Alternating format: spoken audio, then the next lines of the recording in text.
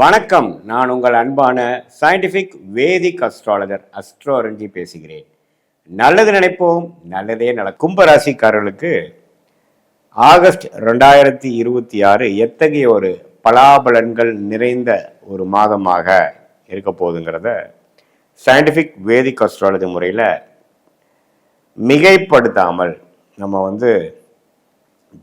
பரிகாரங்கள், மூடநம்பிக்கைகள் அது மாதிரி விஷயத்துக்கெல்லாம் போகாமல் உள்ளது மாற எப்படி சயின்டிஃபிக் வேதிக் அஸ்ட்ராலஜி செயல்படுகிறது, உங்களுடைய ஜாதகத்தில் உங்களுடைய ராசிக்கு ஒரு கிரகமும் அது மாதிரி இடத்துக்கு வரும்பொழுது எது மாதிரி பலன்களை கொடுக்குதுங்கிறது நம்ம துல்லியமாக பார்க்க போகிறோம். ஸோ கும்பராசிக்காரர்களுக்கு ஆகஸ்ட் 2026 எப்படி இருக்குன்னு பார்க்கும் பொழுது, இப்போ பாருங்கள், ராசி அதிபதியை 2ஆம் இடத்துல குரு பார்வை பெறுகிறார். ராசியை குரு பார்க்கலினாலும் ராசி அதிபதியை குரு பார்வை பெறுவது நல்லது. அதே சமயத்தில் உங்களுடைய ராகு ராசியிலையும் கேது 7ஆம் இடத்துலையும் இருந்து பல பிரச்சனைகள், தொல்லைகள், மன வேதனைகள், குழப்பங்கள் அதெல்லாம் கொடுத்து கொண்டு இருக்கிறார். குருவின் பார்வையும் கடந்த 2 மாதமாக இல்லாமல் ஆகஸ்ட் மாதமும் அப்படியே இருக்கு.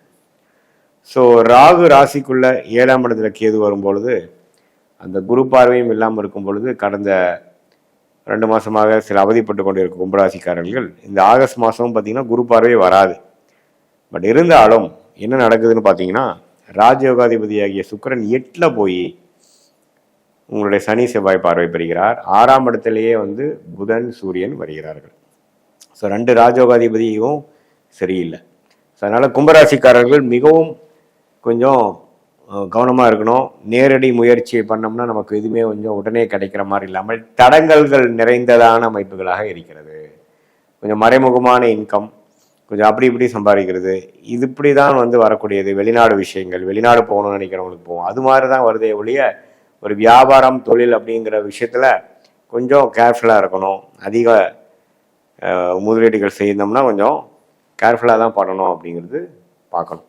ஏன்னா 6ஆம் இடத்துல குரு வரும்பொழுது அவர் 12ஆம் இடத்தை பார்க்குறார். வெளிநாடு சம்மந்தப்பட்ட விஷயங்கள், சுபவிரயங்கள், ஷேர் மார்க்கெட் இன்வெஸ்ட்மெண்ட்ஸ், அப்புறம் இடமுட்டு இடம் மாறுது, விரயங்களாக நிறைந்த ஒரு அமைப்பாக இருக்கிறது. ஸோ இடமாற்றங்கள் அதிகமாக எதிர்பார்க்கலாம். கடன் விஷயங்கள், ஏதோ ஒரு டக்குன்னு ஒரு கடன் வாங்கக்கூடிய அமைப்புகள், ஒரு தேவைக்காக வாங்கக்கூடிய அமைப்புகளாக இருக்கணும். அது தேவையில்லாத கடனை வாங்கிடாதீங்க, ஏன்னா அது அடைப்பது கஷ்டம். ஸோ கும்பராசிக்காரர்கள் இப்போ ராகு ராசிக்குள்ளேருந்து குழப்பத்தை கொடுக்குற நேரத்தில் சில பிரச்சனைகளை கடன் வாங்கி நம்ம சரி பண்ணிக்கலான்னு பார்க்கும்பொழுது கொஞ்சம் கவனமாக தேவையானுக்கு மட்டும் வாங்கி அது மூலமாக சில பிரச்சனைகளை சால்வ் பண்ணி அடுத்து வரக்கூடிய வாழ்க்கை கட்டத்துக்கு நகரக்கூடிய அமைப்புகள் இருக்குது. சில பேர்த்துக்கு திடீர்னு ஒரு இம்போர்ட் ஆர்டர், எக்ஸ்போர்ட் ஆர்டர் கிடைக்கக்கூடிய அமைப்புகள் இருக்குது. சில பேர்த்துக்கு இது விசா எதிர்பார்க்குறவங்க டக்குன்னு வெளிநாடு விஷயங்கள் போய் கிடைக்கக்கூடிய அமைப்புகள் இருக்குது. இது மாதிரி பல மாற்றங்கள் நிறைந்த ஒரு அமைப்பாக, ஒரு கம்ஃபர்ட் ஜோன்லேருந்து நம்ம அடுத்த லெவலுக்கு போகக்கூடிய ஒரு அமைப்பாக கும்பராசிக்காரர்களுக்கு வாழ்க்கை நகர்வுகள் வருகிறது. அதே மாதிரி சில பேர்த்துக்கெல்லாம் பார்த்தீங்கன்னா இந்த கல்யாண விஷயங்கள் கைகூடி வரும்பொழுது திடீர்னு ஒரு பிரச்சனை வரும். ஸோ அது மாதிரி விஷயங்களும் கொஞ்சம் கேர்ஃபுல்லாக இருக்கணும். ஏன்னா நம்ம என்ன மாதிரி எடுத்தமா கவுத்தமான்னு இல்லாமல் ஓரளவுக்கு பிளான் பண்ணி இந்த ஆகஸ்ட் மாதம் பெருசாக எதையுமே முடிவு பண்ணாமல் ஓரளவுக்கு மெயின்டெனன்ஸ் மோடில் பார்த்துக்கொள்ளலாம். அடுத்த மாதத்துக்கு வேணுங்கிற கிரவுண்ட் ஒர்க் மட்டும் நம்ம பண்ணக்கூடிய ஒரு மாதமாக வச்சுக்கணும். ஏன்னா ராஜயோகாதிபதி சுக்கிரனும் பாருங்கள் 8ல், ராஜயோகாதிபதி இன்னொரு புதனும் பாருங்கள் 6ல். அப்படிங்கிறப்போ எல்லாமே கொஞ்சம் தடைகளாக இருக்கும் பொழுது நமக்கு ராசி பார்வையும் உங்களுக்கு குரு பார்வையும் ராசி மேலே இல்லை. ஸோ அப்படிங்கிறப்போ பொறுமையாக போக வேண்டிய அமைப்புக்கு செப்டம்பர் அக்டோபருக்கு மேலே ஆகக்கூடிய ராகு அது பயிற்சி நல்ல பயிற்சியாக கும்பராசிக்கு இருக்கும் பொழுது அந்த டைமில் எல்லாமே நிவர்த்தி வரக்கூடிய அமைப்புகள் இருக்குது. ஸோ இந்த மாதம் கொஞ்சம் பொறுமையாக இருக்கணும். எல்லா இளைய வயதினராக இருந்தாலும் சரி, மாணவர்களாக இருந்தாலும் சரி, மூத்த குடிமகளாக இருந்தாலும் சரி, இல்லத்தரசிகளாக இருந்தாலும் சரி, ஓரளவுக்கு பொறுமையாக இருந்து நம்மளுடைய அடுத்த வரக்கூடிய மாதங்களில் சில முன்னேற்றங்களை அடைந்து அது மூலமாக நிவர்த்தி பெறக்கூடிய அமைப்புகள் தேவைப்படுகிறது என்பதை தெரிந்து கொள்ள வேண்டும். ராகு ராசியில் இருக்கிறனாலையும் குரு பார்வை இல்லாதனாலையும் சில மனக்குழப்பங்கள் வரும், கருத்து வேறுபாடுகள் வரும். வீட்டில் நண்பர்கள், பங்குதாரர்கள் அது மாதிரி விஷயத்தில் கொஞ்சம் கவனமாக கொஞ்சம் விட்டு கொடுத்து போகக்கூடிய அமைப்புகளை போய் நம்ம ஏதோ சொல்ல போக அது கரெக்டாக போகாமல் நம்ம ஆர்கியூமெண்ட்டாக போய் பிரச்சனையாக போக விரும்ப வாய்ப்புகள் இருக்குது. ஸோ அதனால் அது கொஞ்சம் பார்த்துக்கணும். உடம்பு உபாதைகள் கொஞ்சம் கவனம் செலுத்தணும். 6ஆம் இடத்து பார்க்கும் பொழுது திடீர்னு நம்மளுடைய சில பேராமீட்டர்ஸ் எல்லாம் கொஞ்சம் அதிகமாக போகக்கூடிய அமைப்புகள் இருக்குது. உடல் உபாதைகளும் கொஞ்சம் கேர்ஃபுல்லாக நீங்கள் பார்த்துக்கக்கூடிய அமைப்புகள் இருக்குது.